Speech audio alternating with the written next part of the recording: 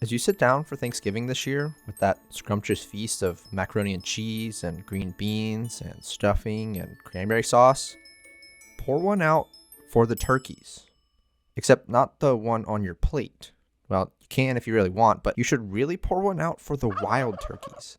They've been through a lot. From nearly being hunted to extinction to recovering so well that some places now consider them nuisances, wild turkeys are a true conservation success story. Perhaps even America's greatest conservation success story. So, this Thanksgiving, I want to tell you the story of the turkey you're not eating, and how we brought wild turkeys back from the edge of extinction. Now, I know I normally tell stories from individual protected places. Why is Denali so tall? Zion's missing mountain lions, how the US government broke the Everglades. But the story of the wild turkey is too good not to tell. And it takes place in protected areas all across America. Protected places that collectively help tell the story of the wild turkey's return from the brink of oblivion. Alright, let's go back a little over 500 years ago. Europeans had not yet settled in North America, and about 10 million turkeys roamed across the continent. At their lowest, wild turkeys would number only about 200,000, but we'll get to that in just a bit. Spread across 6 different subspecies, wild turkeys once ranged across much of North America.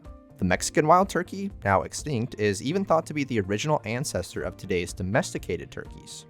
Wild turkeys are also very distinctive, especially males. They have flaps of skin dangling below their beaks called waddles, fatty growths around their head called caruncles, and a long, fleshy facial appendage called a snood. Yes, a snood. Their plumage is also striking. Male turkeys have large, fan-shaped tail feathers, beautiful iridescent feathers, and modified feathers that dangle down their chest called a beard. All of this pomp and circumstance is because wild turkeys exhibit what is called sexual dimorphism, where males and females look very different. Male turkeys have evolved all of these visually striking features to impress their female counterparts. The idea being that the most colorful, the most visually stunning, wins. They're quite remarkable animals, actually. They can fly at speeds of up to 55 miles per hour and are one of the largest flying birds in North America. It's no wonder then that wild turkeys were incredibly important to Native Americans. Native peoples in Mexico were the first to domesticate these birds over 1,000 years ago. Native Americans used them for food, clothing, and tools, and they show up in Native iconography, oral legends, and spiritual practices. As Europeans began arriving in the New World, however, wild turkeys came under threat. Early colonists took notice of just how abundant wild turkeys were and hunted them for food and income. And remember, this is early colonial America. There were no wildlife management agencies or game laws. Turkey hunters simply took what they needed to feed their families and make a living. To early colonists, 10 million birds would have seemed like a resource that would never run out. But as the decades and centuries wore on, that resource would begin to run out. As the US began to grow and develop, prime turkey habitat was converted to urban and agricultural land. This habitat loss, combined with essentially unregulated hunting, saw turkey populations plummet by 90% in the 1930s. They had been extirpated from more than half of the states they originally roamed. From a peak of 10 million birds to just 200,000 in the span of a few hundred years, wild turkey populations were on the brink of collapse. Except they didn't. They would go on to stage one of the greatest conservation comebacks the United States has ever seen. The same decade that saw wild turkeys at their lowest, the 1930s, was the same decade that saw them begin their extraordinary return to America's fields and forests.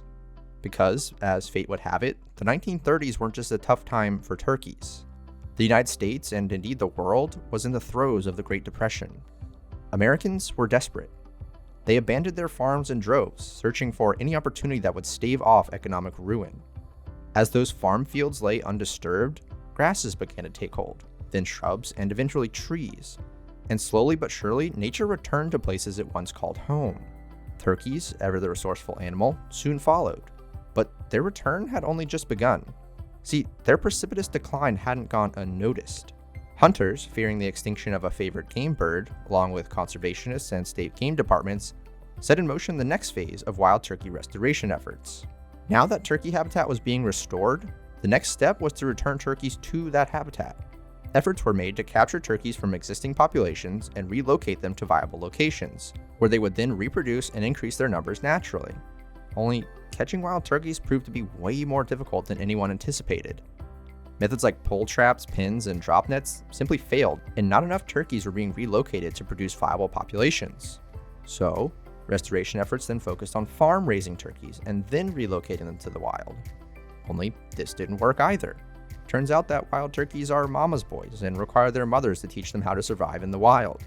Being raised on farms made them soft, and they failed spectacularly when reintroduced to the wild. It wasn't until this man, Herman Duff Holbrook from South Carolina, cracked the code that wild turkey reintroductions began to be successful. His secret? Cannons. Cannons with nets. These proved to be extremely successful in capturing wild turkeys, and before long, the method had spread far and wide, ensuring restoration efforts could begin in earnest. And to cap it all off, new protective regulations were introduced. Gone were the days of unlimited turkey hunting, replaced by limits on the number of turkeys a hunter could kill, and specific seasons during which turkeys could be shot. By 1959, 31 states had some sort of turkey conservation program.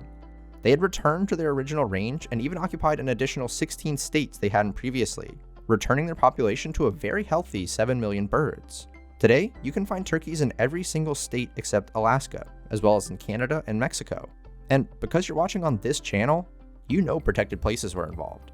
They weren't the star of the show as in many of my other videos, but they were there, providing refuge to a bird who ventured to the edge of extinction, only to turn around and start its meteoric rise back to life. And as always, if you want to learn more about the world's protected places, don't forget to like this video, maybe even share it, and subscribe to the channel. It all helps me bring more stories like this one to more people. Thank you so much for watching. Goodbye.